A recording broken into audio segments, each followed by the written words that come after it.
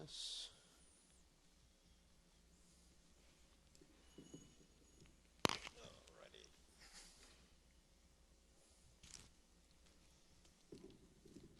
Is that bugs on it? Okay, you can give it to me. And if there are bugs, you will be bitten by them.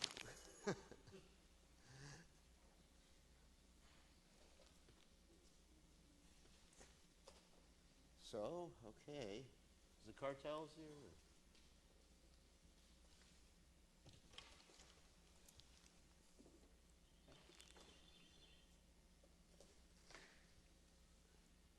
Okay, ready to go.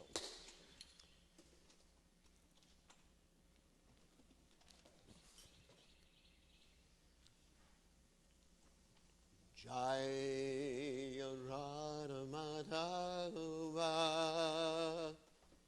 Kunja Bihari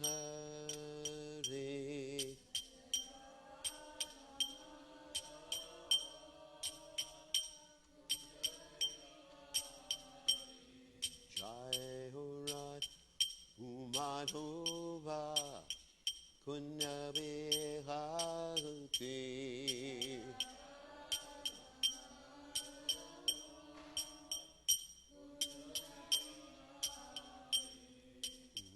Gopijana Bhanaba Iribado Dagote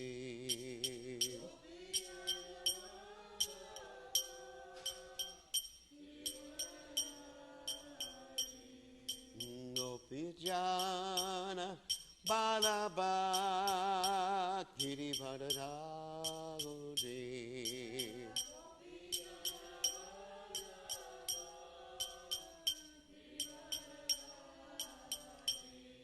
Sudanana brother Janana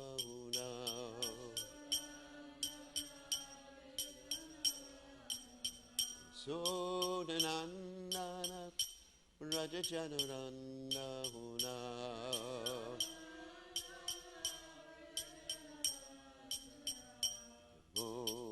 Munatera Panachadi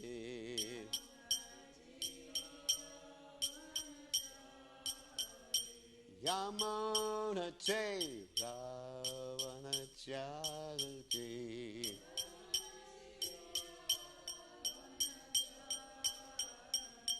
Jai Hurada Madhuva Kunda Bihari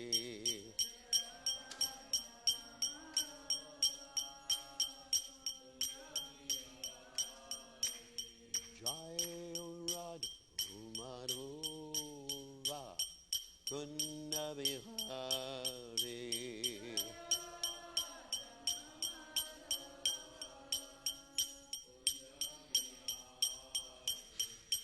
Gopijana Bharaba Irivadu Raguti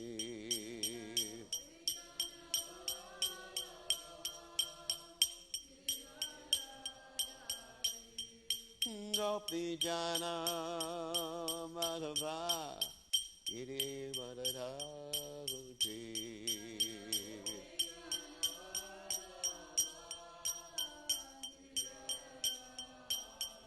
Yasudanandana Prajadana Ranjana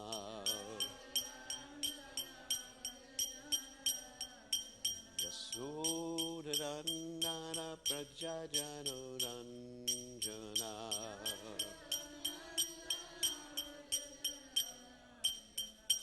Jamuna Tera Manachari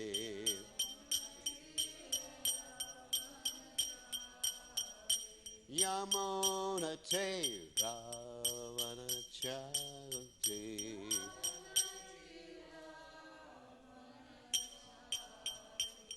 Jai Hurada Madhava Kunya Bihari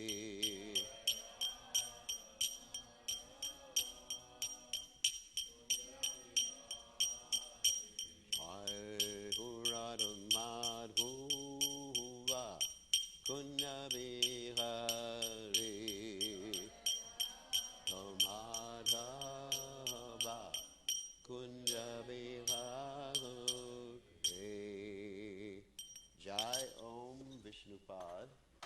Paramahamsa Paravatakacharya, also Teta Sitashi Shimad, His Divine Grace, Abhaya Charanada Bhaktivedanta Goswami, Srila Prabhupada Ki Jai, ISKCON Founder Acharya, Srila Prabhupada Ki Jai, Anantakoti Vaishnav Vrinda Ki Jai, Namacharya Srila Hridas Thakur Ki Jai, Prem Se Kaho Shri Krishna Chaitanya, Prabhu Nityananda Shidwaita Gadadha, Shiva Siddhi Gaur Bhakta Vrinda Ki Jai, Shri Shri Radha Krishna Gopa Govardhan Sayam Kunda, Radhakunda Giri Govardhan Ki Jai, Vrindavanam Ki Jai, Mathuram Ki Jai, Jagannath Swami Ki Jai, Yamunamai Ki Jai, Shrimati Tulasi Devi Ki Jai, Samaveda Bhakta Vrinda Ki Jai, Gaur Premananda Hari Hari Bol. All glories to the assemble devotees. All glories to the assemble devotees. All glories to the assemble devotees. All glories to Shri Guru and Gauranga, Srila Prabhupada Ki Jai. So today we are reading from the Srimad Bhagavatam, 10th Canto, 16th chapter, text 61. Om Namo Bhagavate Vasudevaya.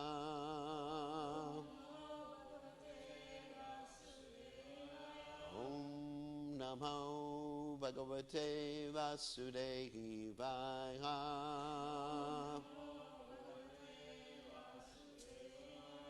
Om Namo Bhagavate Vasudevaya.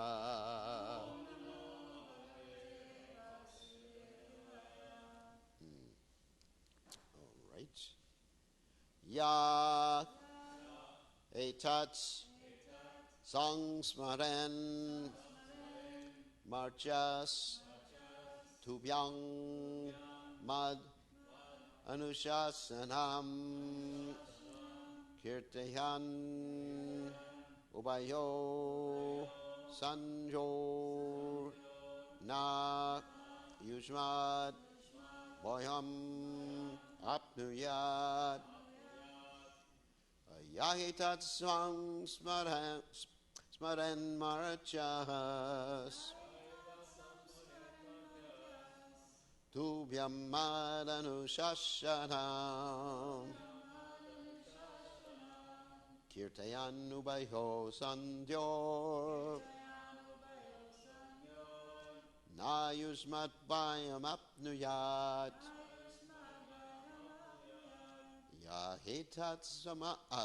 yahitat sangsmaren marchas tubhyam madanu shashanam kirtayan ubayo sandyor na yusmat bayam apnuyat yahitat sangsmaren marchas tubhyam madanu shashanam kirtayan ubayo sandyor na yusmat bayam apnuyat. Okay. Anyone want to try? Yahitat sangsmaren marchas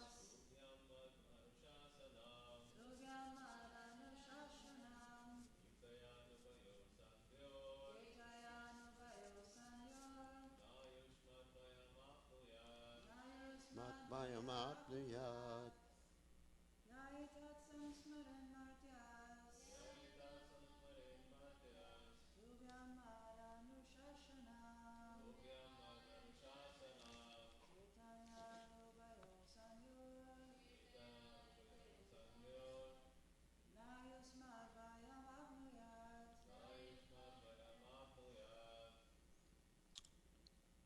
All right.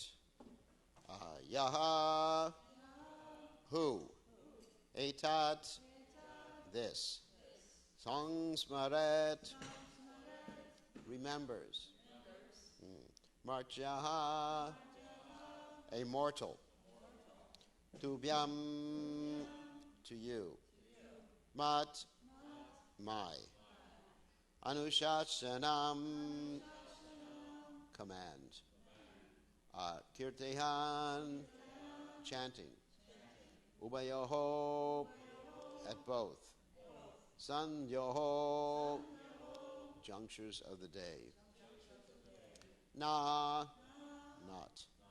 Yushmat, from you. Boyham, fear. Apnuyat, obtains. Okay, so translation. If a mortal being attentively remembers my command to you to leave Vrindavan and go to the ocean and narrates this account at sunrise and sunset, he will never be afraid of you. So you can repeat. If a mortal being attentively remembers my command to you to leave Vrindavan and go to the ocean and narrates this account at sunrise and sunset, he will never be afraid of you. So, there's no purport by the followers of His Divine Grace Srila Prabhupada, but I'm going to read the purports written by Vishwanath Chakravarti Thakur and Sanatana Goswami and Jiva Goswami. So, Vishwanath Chakravarti Thakur comments, may my fame of being punished by placing your feet, may my fame of punishing, actually the editing is wrong, but placing your feet on my head, remain as long as the sun and moon endure. That's actually what it would be.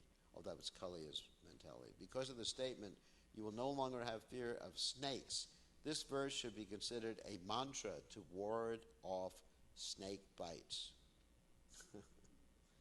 Actually, the editing here is not so good. It says snake bits, but anyway. There is another mantra in the Rig Veda. Ya yuna rete hi so vato yo narayana vahana yati kalika dantashyati kakalika boyam janma bhumi parikranto nirvisho yati kalikaha. Interesting. Means the same thing. And Srila Jiva Goswami comments, the person who, while glorifying at the two sanjas, and actually, there's a comment here, it should be San Ya Yoho instead of San Yoho. Interesting. A linguistic comment. Remembers, just my command to leave given to you, what to speak of the pastimes in the water, and that person becomes free of fear. The last two lines of verse 60 and this verse are a mantra to ward off snakes. There is another mantra in the Rig Veda. Wow, this is interesting. It's the same mantra, but anyway, but it refers to the Yamuna River. Anyway, it's interesting. It's in the Rig Veda, and it actually refers to Krishna's pastimes in Vrindavan. It's not much known by people. So the mantra is, he who carries the Lord appeared in a lake in the Yamuna. There may be fear of Kalika, the snake Kaliya, or his servant, but Kaliya left the birthplace of the Lord and it became free of poison. That's from the Rig Veda, Rig Kila 14.4. It's interesting. Sanatana Goswami comments, the person who, while glorifying at the two sanjas, and he also makes the linguistic correction, Sandhya Yoho instead of Sandhyo, remembers and glorifies just my command to leave, which has been given to you, what to speak of the pastimes in the water, becomes free of fear. Or Sandhya can refer to the period between summer and monsoon, when the snakes first come out of their hole, and to the period between monsoon and winter, when they enter their holes. There is fear of snakes because they are angry from hunger or pain. So in other words, that's the time when the snakes are most venomous and dangerous. Thus a person who hears this story will not have fear of pain or hunger. That's another way of taking it. Okay, so let's go back to the verse again.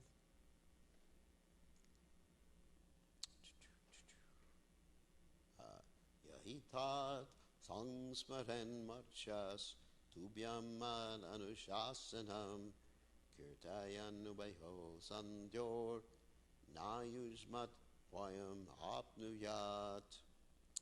So, Omaganat Vidanda Shagaranjana Shlakayat Chakshuram Meditam Yena Tasmai Shigurave Namaha. So, what I'm going to talk about is the category in which this verse is, or it is in a specific category. And this is the category we call Shruti Pala. For those of you who don't know what that means the fruit of hearing. And I was thinking about all these different verses that give us the fruit of hearing. Put that away. In other words, you get a benediction from hearing a particular part of the Vedic literatures. And I was thinking that actually the Vedic literatures are full of these different fruits of hearing, beginning with the Bhagavad Gita. Of course, there were quotes from the Rig Veda there too. But in the Bhagavad Gita, you have this Shruti Pala. Usually it occurs at the end of a particular segment of the Vedic literatures, but sometimes it occurs in the beginning, which I'm going to make reference to in a second.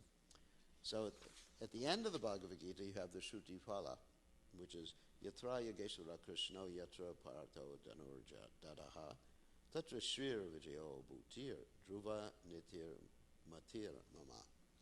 So the translation of that is, wherever there is Krishna, the master of all mystics, and wherever there is Arjuna, the supreme archer, there will also certainly be opulence, victory, extraordinary power, and morality. That is my opinion. So that's a benediction that if you worship Krishna,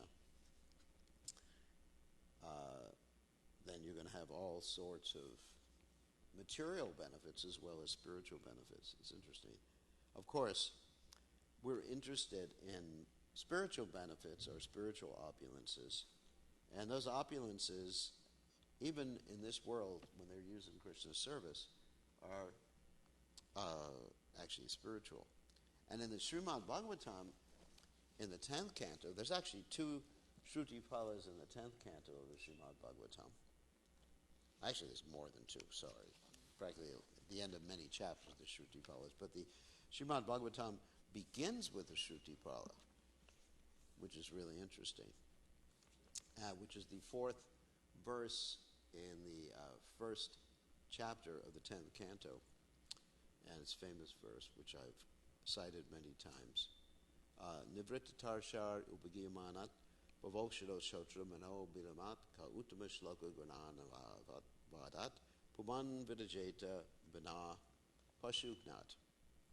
And this is translated as follows. Glorification of the Supreme Personality of Godhead is performed in the Parampara system, that is, conveyed from spiritual master to disciple.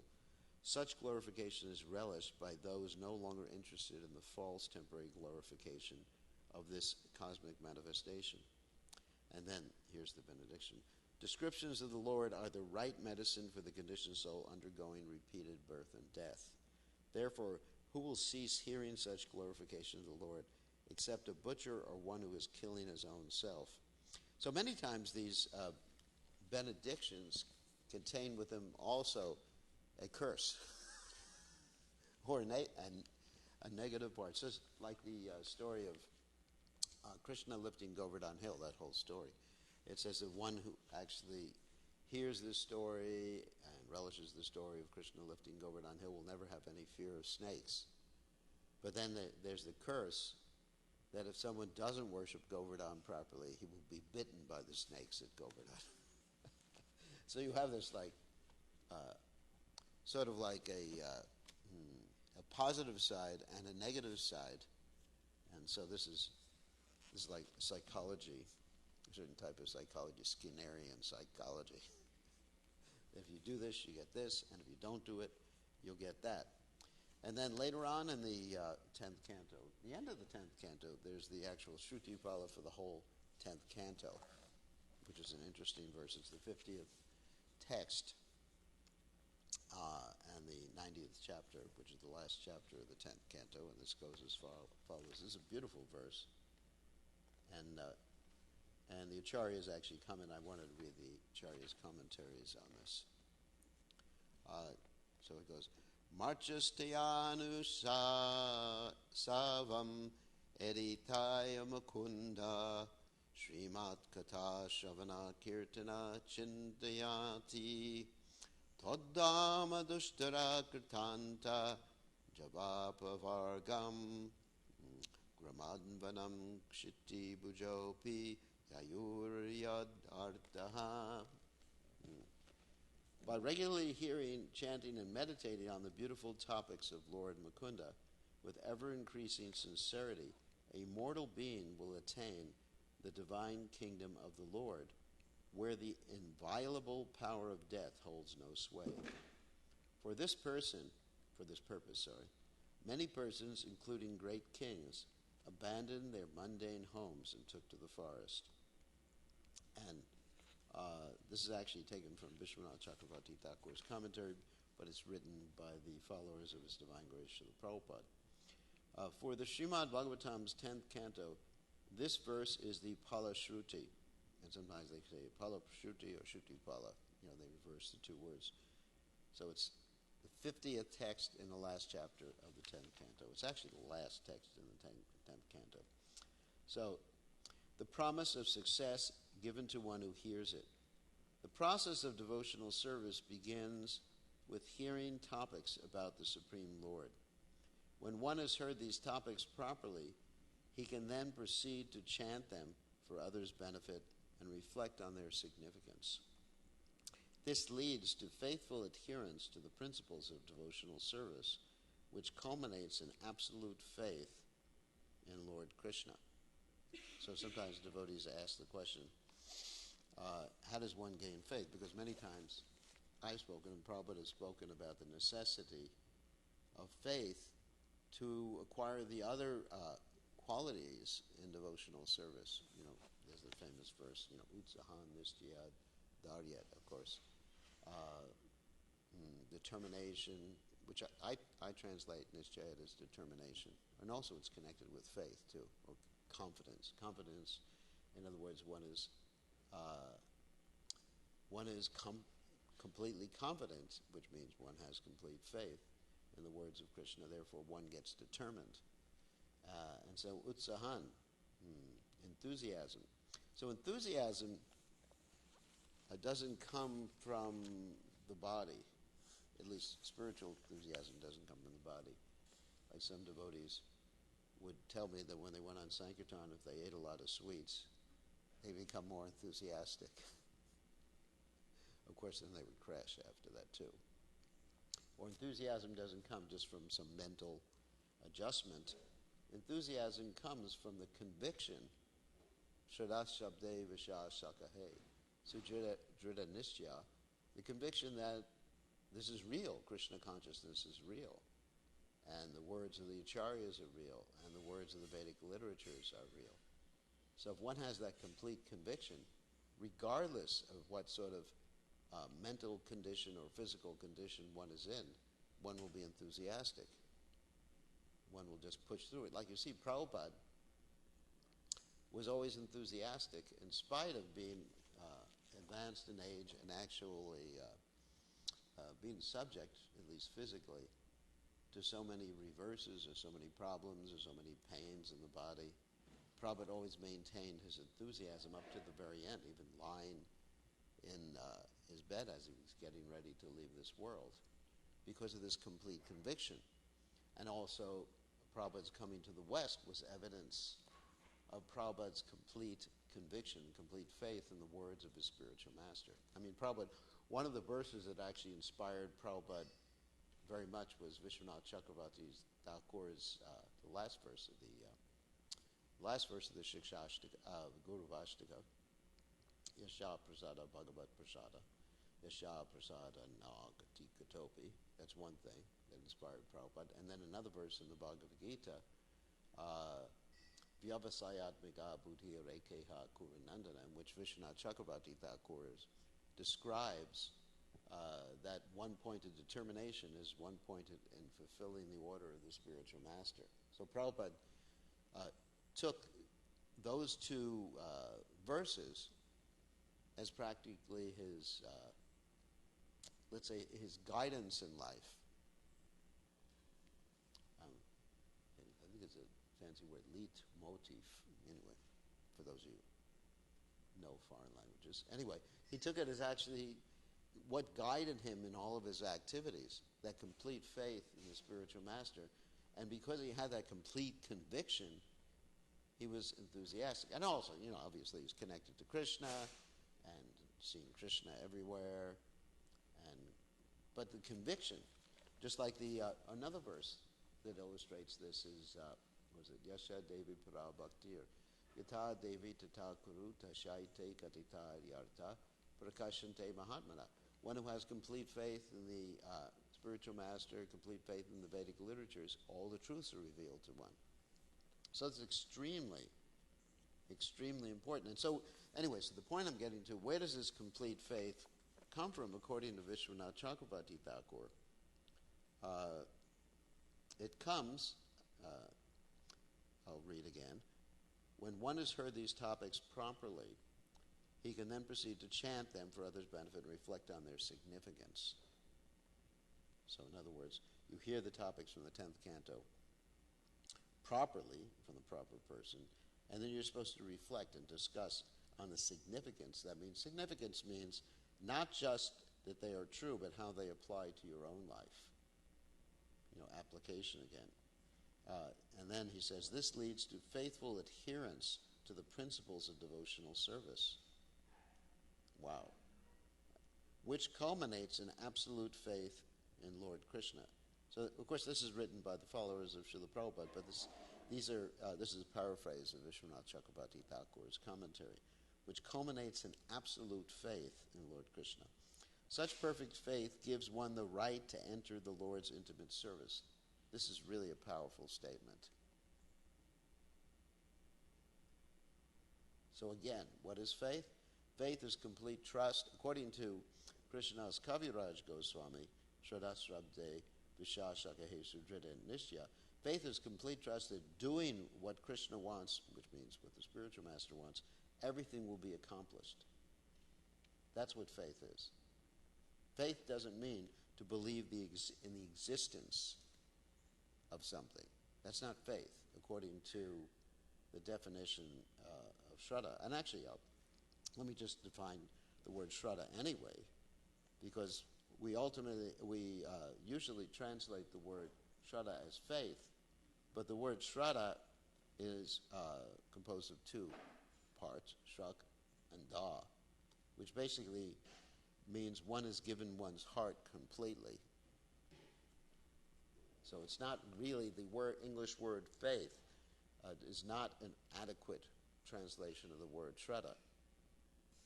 It's definitely not. It means it basically means Vyavasayatmika buddhir, eke hakun. One is one-pointed, one has 100% trust, one is completely surrendered, which Lord Chaitanya lists as, accepting everything favorable. The manifestation is rejecting everything unfavorable.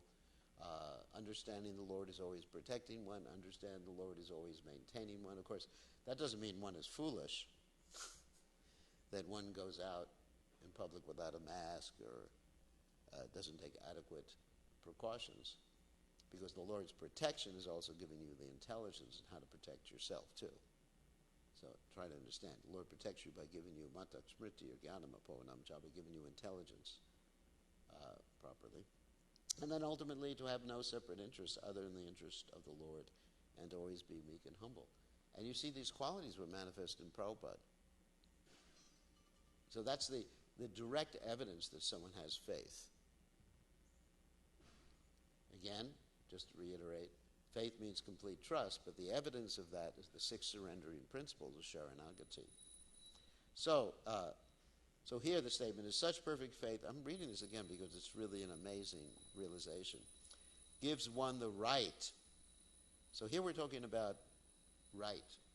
Yesterday we talked about that too, and the day before our Mother Irma was talking, or I asked her a question about that. Right, the translation of right in Sanskrit is adhikar. Now, generally, you say if someone's adhikar, that means they're married. But that means they have the right. Like if you say someone is so-and-so das adhikar, they have a right to associate with their wife, and they have a right to have children. And the sannyasi doesn't have that adhikar.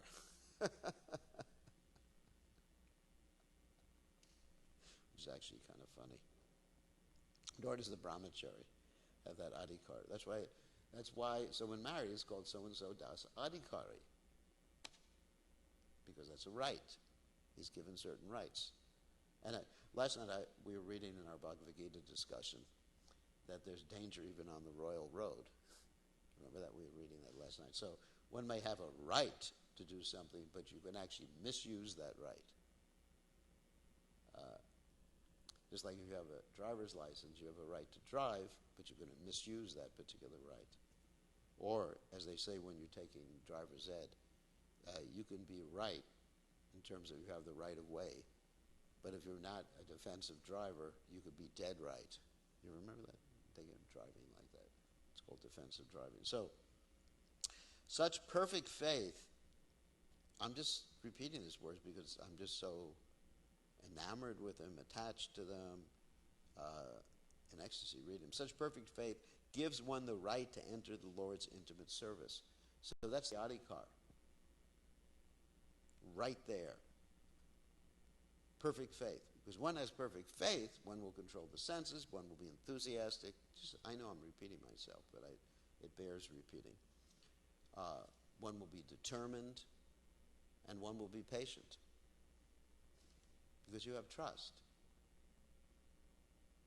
And Krishna says, Ashradhanana purusha dharmashasha pramtapa aprapyamam nivartante amritu samsaravartmani. That's a verse from Bhagavad Gita. And he says, those who don't have faith, and of course it's not an all or nothing thing. It's not an all or nothing thing. But it's not just, as I mentioned before, it's not just faith that Krishna exists.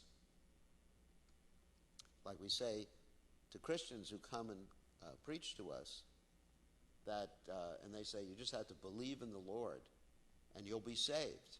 And we say, no. That's nonsense. Of course, don't say use the word nonsense. But we say nonsense because the criminals believe in the police. They certainly believe the police exist, I hope. Not I hope. Otherwise, I mean, they'd be caught all the time. And so that doesn't make them honest people. That doesn't make them law-abiding citizens. So one has to actually believe that to follow Jesus Christ is religion. And what are Jesus Christ's injunctions? One should love the Lord thy God with all thy heart, with all thy soul, with all thy might. And also do unto others. Anyway, there's all sorts of things like that. So perfect faith gives one the right to enter the Lord's intimate service. So we should question, do we have perfect faith? Do we trust implicitly? And if we don't give up. Then we go back to previously in this purport. When you chant, when one has heard these topics properly, he can then proceed to chant them for others' benefit and relate. This leads to faithful adherence. So in other words, another verse like this, very similar. Nashta prayeshu abhidreshu, nityam bhagavata sevaya. That if one regular attendance in Bhagavatam class, and then all the inauspicious, but regular attendance, that means daily attendance in Bhagavatam, probably translated as Bhagavatam class, but it's actually two things that are connected with that verse.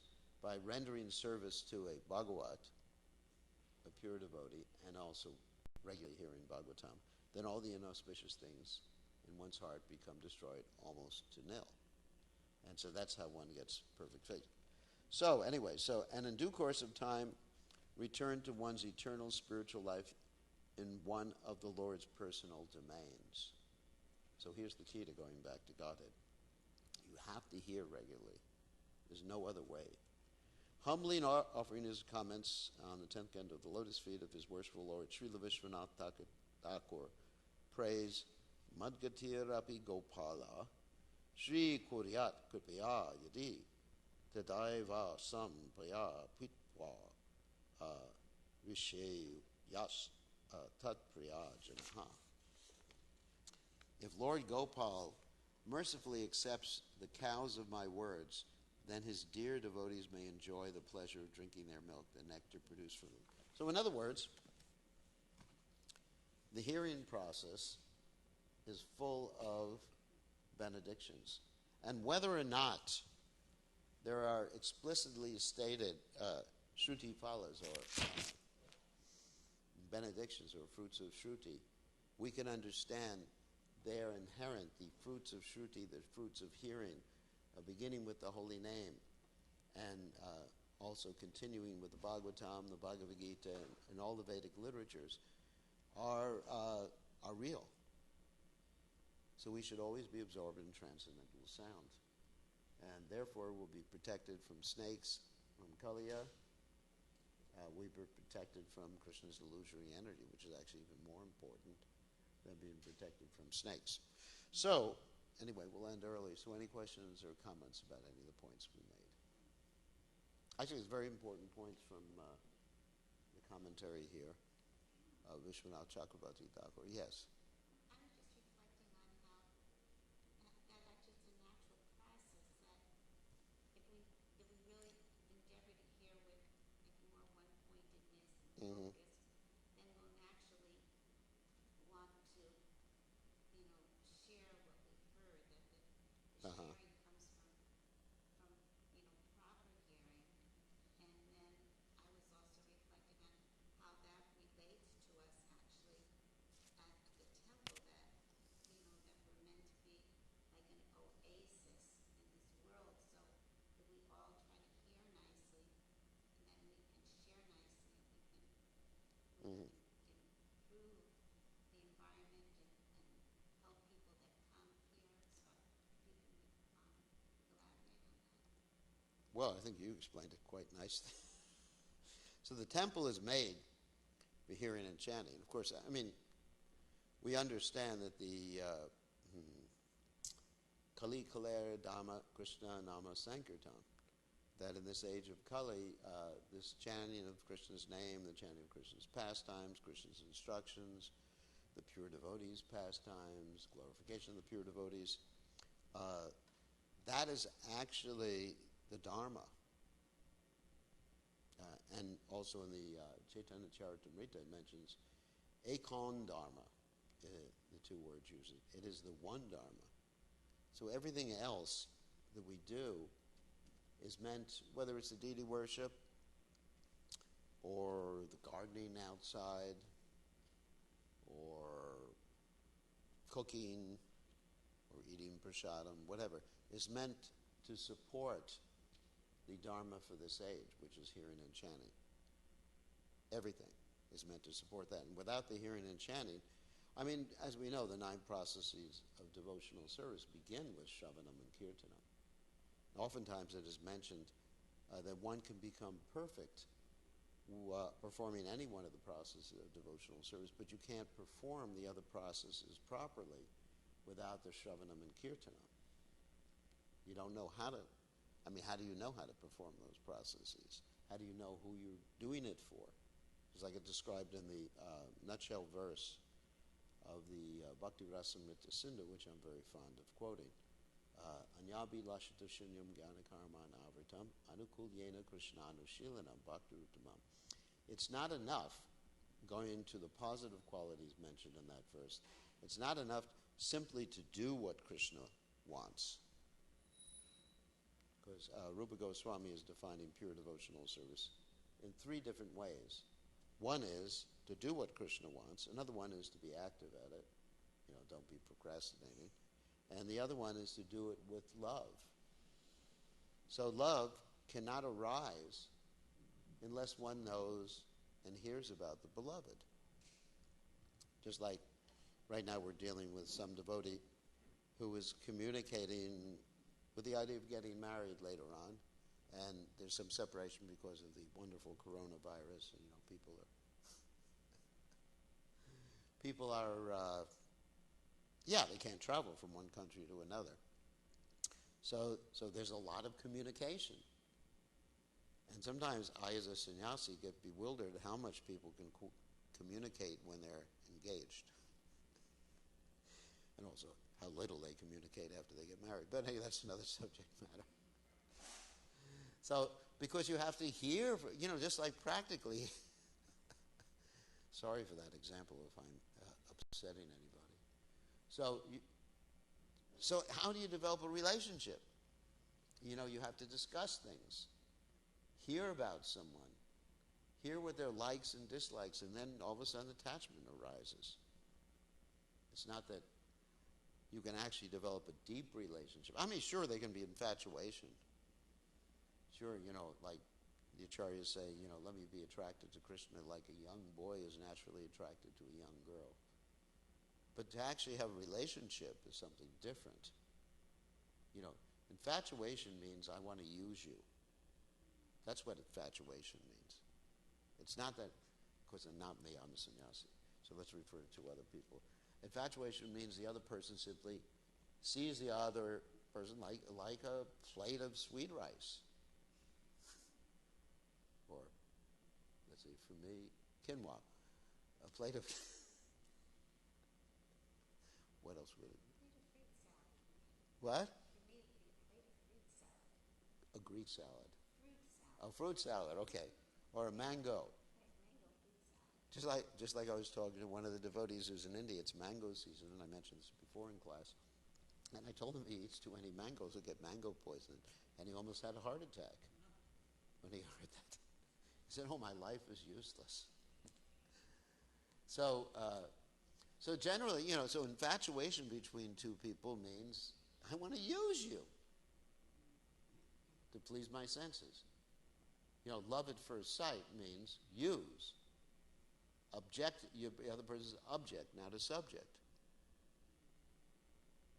So people may come to the temple. It's the same thing. Oh, if I worship Krishna and use him, I get this, I get that, Chatra Bidha Bhajanti Mam, which is actually similar to that. But when you hear more and more about Krishna, then you develop a relationship with Krishna. And then when you develop a relationship, you have faith in the person. And when you have faith in the person, that's, just to reiterate, that's the adhikar. So therefore, and then another verse in the Bhagavatam, Dharma swanashtita pumsam vishwaksena kadasya notpadayed yadi ratim shrama avi kevalam. That even if you're doing everything properly and you're not developing a taste for hearing and chanting, you're simply wasting your time. Anyway, we're spinning the wheels. We have to end right now. So, greeting the deities.